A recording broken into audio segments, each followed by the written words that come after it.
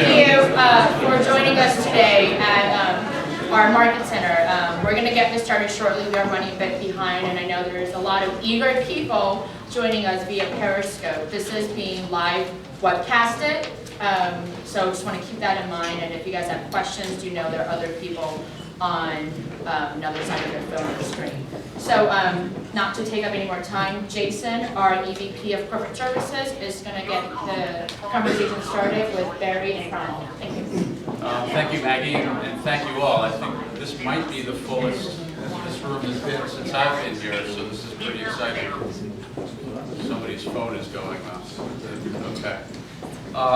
Anyway, I don't know if any of you noticed the map when you walked in on the elevator, but it said innovators and entrepreneurs welcome. And part of the reason we brought everybody here today, there's been a lot of discussion around innovators and entrepreneurs, about the state of the market, about what can be done to help small business, about some inefficiencies. There's been some recent events that are exciting in the Reg A fund space, the Reg A plus space, and we thought we'd pull everybody together to talk about those issues a little bit, and of course serve wine and hors d'oeuvres. But I couldn't think of two more entrepreneurial and innovative people to kick this off with than the two gentlemen here, certainly as we talk about market structure. First, and I'm not saying this because he's my boss, I've actually known him for a very long time prior to being my boss, is Cromwell Coulson, the CEO of OTC Markets, where you are today. Cromwell has been on the forefront of trying to innovate in the over-the-counter equity space and has really spent a good portion of his career waving the flag for open, transparent markets and to help small business entrepreneurs and innovators. And I'll let him talk a little bit more about that. But I also have Barry Silbert with me, who you may know from his days at SecondMarket, but who currently is the head of the digital currency group. One of the portfolios is the Bitcoin Investment Trust, which actually trades on our market here on OTCQX. Barry's also been at the forefront in kind of fintech and market structure, and his perspective will be welcome as we talk about this. So I've got questions, they've got answers, but certainly as you might have questions, please feel free to raise your hand, ask as we go along. It's great that we could have these two gentlemen here.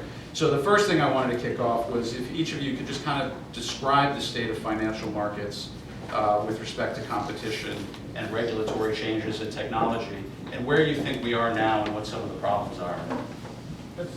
Standing remotely, wow guys. There's a bunch of seats up here. If folks want to grab a chair before. Come on, have a seat, front row. It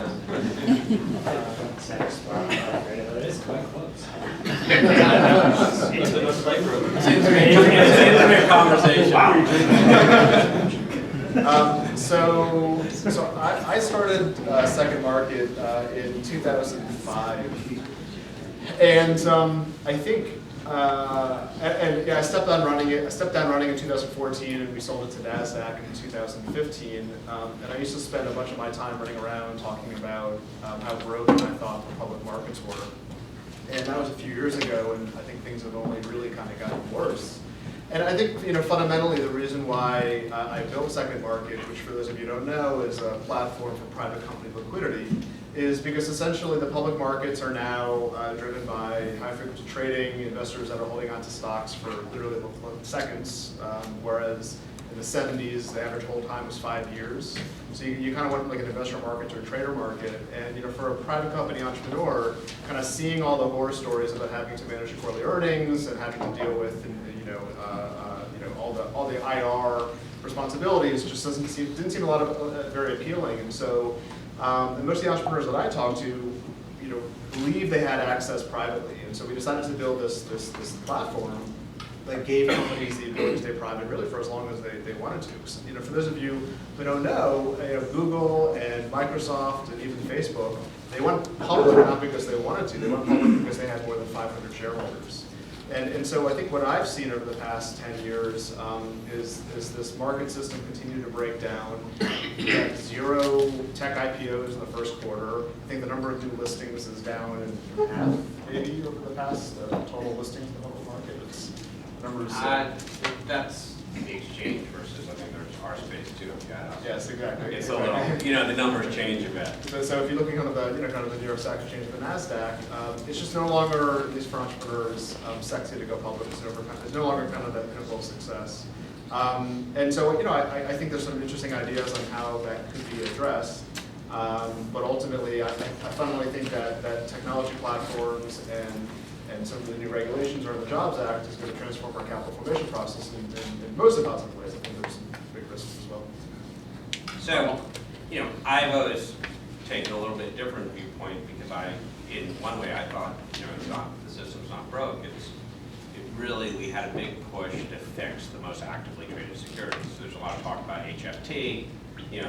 When you look at what securities the HFTs trade for the most, it's large securities or it's securities that you can use math around to arbitrage, and large securities with a big order book. And part of the change, the problem that harder for smaller companies to be public was NASDAQ stopped being a small company market. And NASDAQ had two distinct advantages years ago, and was one, they were a dealer market.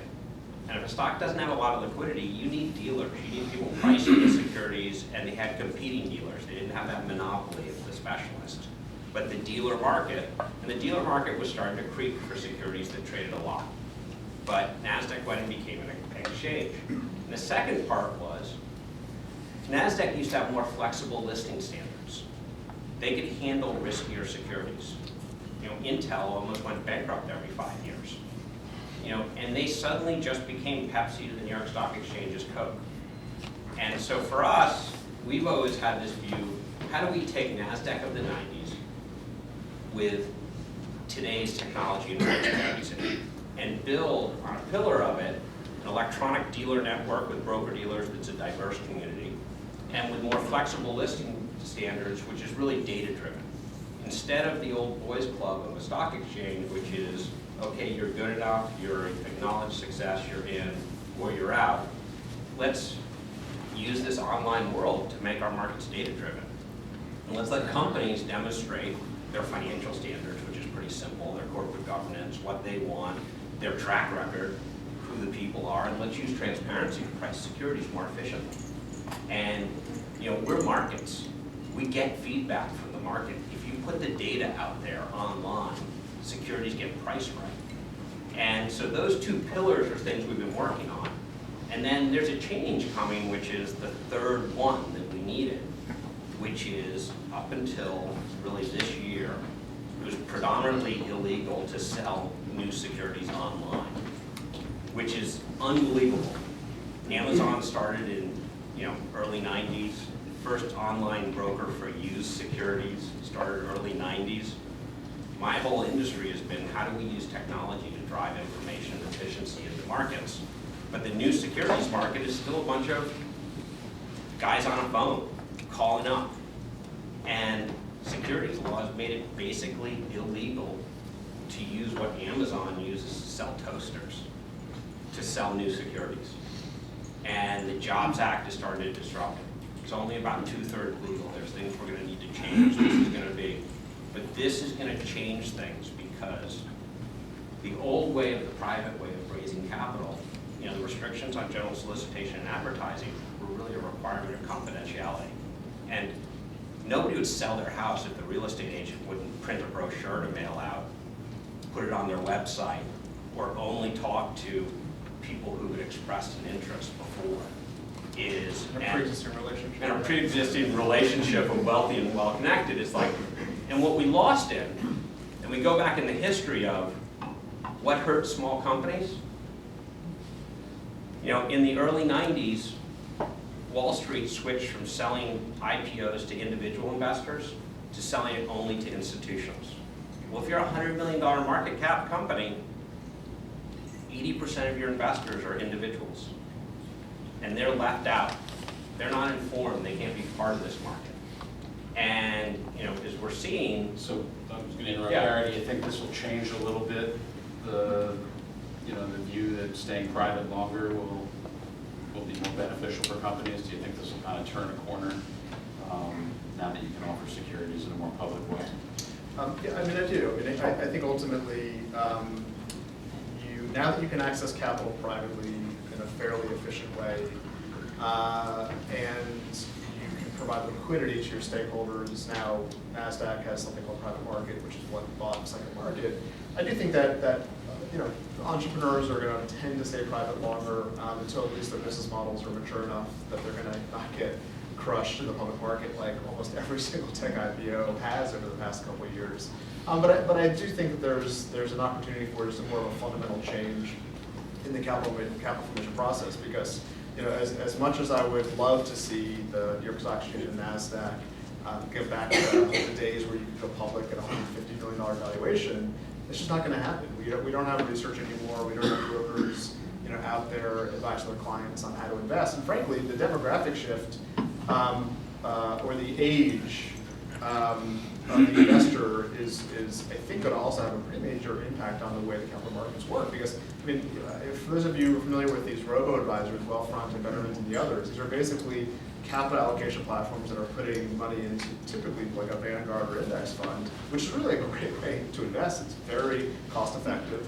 There's not a whole lot of stock picking going on. You don't have 20-year-olds running around talking about kind of the next hot stock tip. And so ultimately, I'm not really sure who's going to kind of take up that trading need that historically was done by I'm turning 40 in a few months actually, and up until recently I hadn't bought a stock in the public market in 10 years. So you took my next question, and I'll throw it out to you as well, Cromwell. There's been a lot of talk about kind of the future of finance and millennials, fintech, the fact that we have a bunch of millennials here, and I know I'm 43, so we don't so often speak in the same wavelength. But there's been a lot of talk that millennials are actually going to drive the change in finance and might actually be the ones that drive the changes to market structure and infrastructure and the way markets work. What do you think about that? I mean, I think the ability for millennials to buy into a company or a brand or a cause they believe in, where we've seen in the product-based crowdfunding space, can become very powerful. And you go back to like the product, invest in the product, and the old factory way of creating tech companies is you go to a VC, you go to a group of VCs, you figure out which one has the most prestige, and they take control of your board, and if you're a successful entrepreneur, it works out great. If it doesn't, you get fired, and someone else takes over your idea. And crowdfunding is going to let you access outside capital that's not looking to fire you as easily, but it gives you capital to get through each stage. And that's bringing back into the markets stairs coming up. The New York Stock Exchange and NASDAQ, they're fine. They're going to be these large index companies that are huge, but if we talk to a community bank that's on our OTCQX market, and we're winning more community banks from NASDAQ than they're taking from us now, is we've built a really good market for under $500 million market cap community banks because we've made it. We've given them the transparency they need and the market efficiency, but it's not as painful to be public. We're not killing them with a bunch of giant bank governance. We're letting them spend their time run their business. And the community banks are a great example because community funding is the precursor to crowdfunding. And a community bank could easily get the people in the community together to raise capital, and then they'd eventually become traded. But they weren't doing a rush. They weren't looking for a maximum valuation. They weren't trying to go quarter to quarter. They had investors who were aligned and lots of individuals in the community who wanted to see them succeed. And they use that shareholder base the same way Apple does to have their community feel invested not only as a depositor, not only as a business client, but as a shareholder. And that part coming back, how can we use technology and transparency to make this more lightweight? But millennials, the way they date are very different the way I dated. It's all online. It's data driven, it's social, it's much more democratic and diverse. They're flicking through. Have you seen them flick through? That difference is coming to capital raising. And when it comes to new capital, people will want it, and it'll come to markets. They're building building apps now for millennials to invest by flicking through. And that is going to be, that's the part is, as a company, we've been so used to, you've got to have these face-to-face meetings, you need these institutions if you're a small company. But no, you need to connect with your community. And it used to be you could only do it online. Now you're really offline, and now you can do it online. And that's a huge change. Anything to add to that, or no? So switching gears, because we kind of went in a little bit into fintech, I'll ask you, after SecondMarkets, you went into Bitcoin. I actually read today, Life Masters said that blockchain technology will be everywhere in the next 2 years. So as 2 years, yeah, so Life, she's got JP Morgan money behind her though. It took Fitch protocol 20 So what do you think the opportunities are for blockchain and Bitcoin? I think we're talking about market structure. Certainly blockchains all over the place as kind of changing the landscape. Somebody who knows best. Yeah, sure. Let's do an audience poll. So on the spectrum of Bitcoin skeptic to Bitcoin believer, by show of hands, who here is a Bitcoin skeptic? Okay. Any believers here? Okay. So just so everybody knows, does anybody not know what I'm talking about? Does anybody? Explain blockchain, please. Okay. Good. So Bitcoin is three things. Bitcoin is a currency, Bitcoin is a financial rail, and Bitcoin is a ledger. Blockchain is another name for the ledger. So as a currency, think of it as digital gold. I'll come back to that in a second. As a rail, think of it as a way to move money around the world instantaneously and basically free. And as a ledger, this ledger can hold ownership information of really any asset. It could be a stock, a bond, it could be a piece of art, it could be music royalties. And so a lot of the talk, and Blythe is working on primarily kind of the blockchain ledger, a lot of the talk recently is around how Wall Street is going to use this new technology as a way to make the trading, but really more importantly, the clearing and settlement of asset trading more efficient. Anybody who's been involved in any asset class that's not, held, DTC, that involves paper, if it takes T plus 30 or T plus 60 to kind of change ownership hands, that's just not going to happen in, I don't say 2 years, I think more 10 years, but it's not going to happen because you have the ability to essentially create this distributed database where the ownership information exists nowhere and everywhere. And it's transformative to think about all the middlemen, all the friction, all the intermediaries that you have to pay to say this person owns this and they've transacted with that person. There's a lot of money to be made. I'm personally a whole lot more excited about Bitcoin as a currency and Bitcoin as a rail today. Because today, there's about $7 billion of Bitcoin in circulation. The reason why people are excited about it is because it is just like gold in that it has a finite supply, it's scarce, it's fungible, it can't be counterfeit, it's portable, which gold has all of that, but it's also a whole lot more useful. You can use Bitcoin to buy a car, buy a house, buy a cup of coffee, and in a world where we have negative interest rates and capital controls and currency wars going on, and more importantly, mobile penetration, anybody who has a phone anywhere in the world can get access to Bitcoin, and I believe that digital currency is a new asset class that over the next decade is going to attract $1 trillion of value. Now, I'm not talking about Bitcoin. I think central banks are going to create digital currencies. I think companies will create digital currencies. I think municipalities will create digital currencies, and this is an entirely new asset class.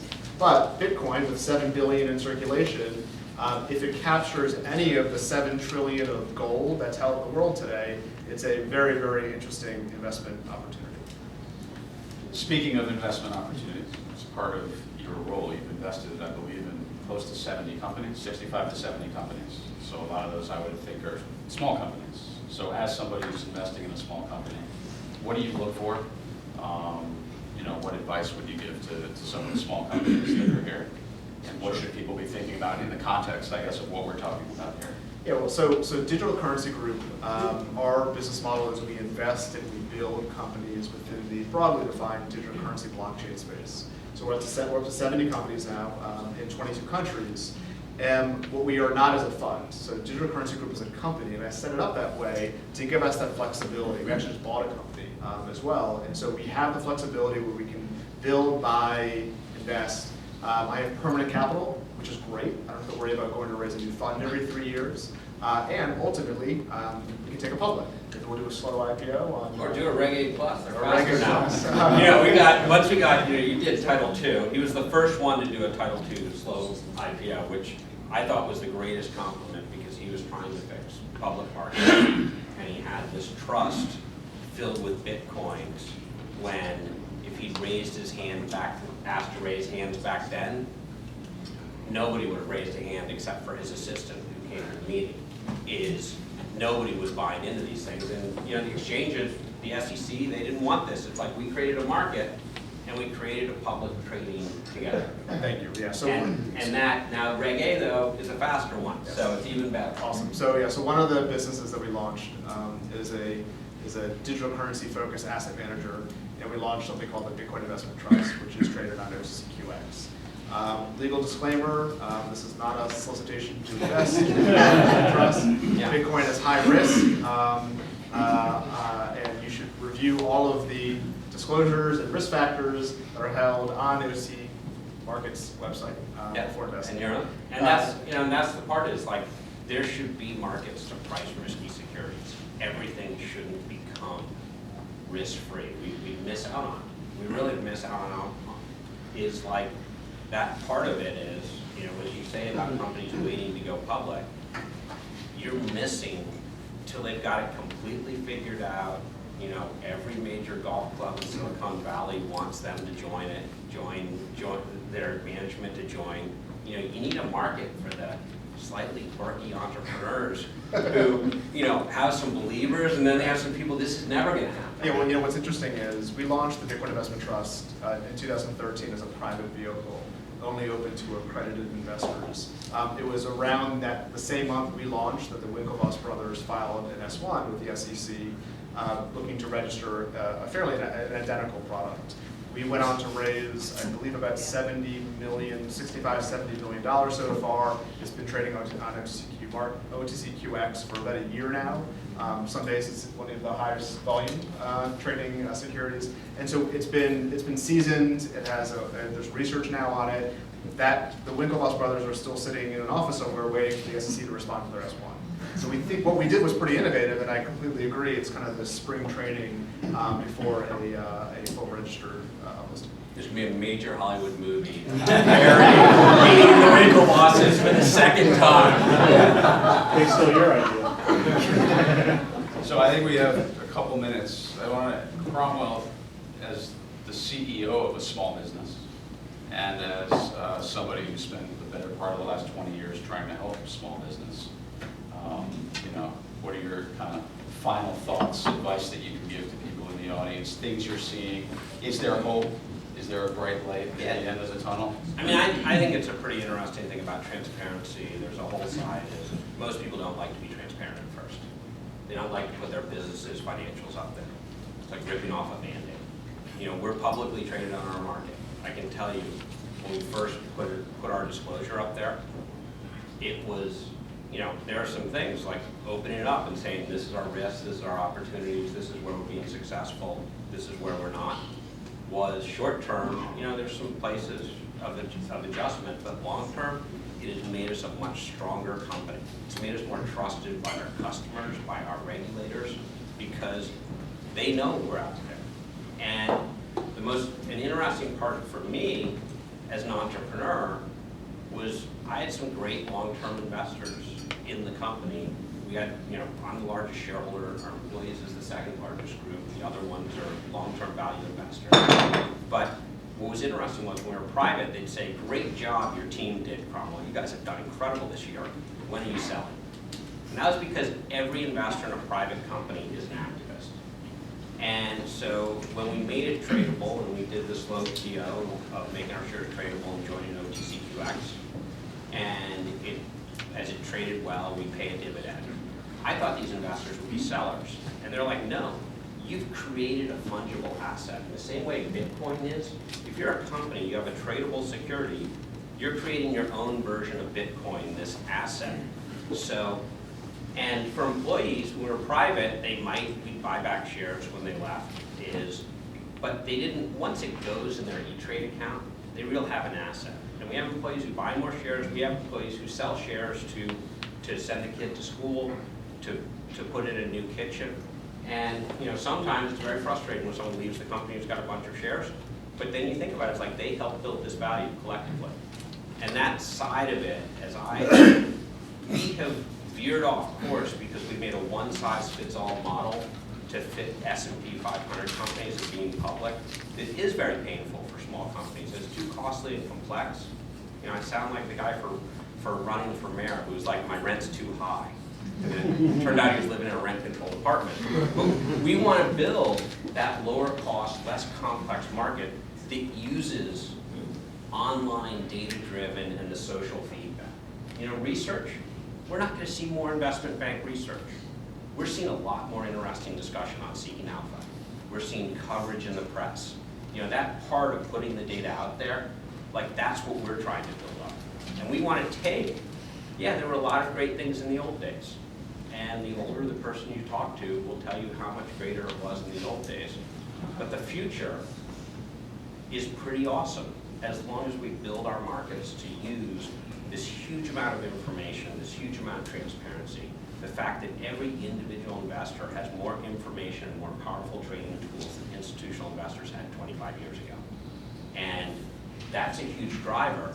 And we've been building this stuff in secondary markets, but it is now coming to new securities markets, to capital raising, and it is going to be completely disruptive.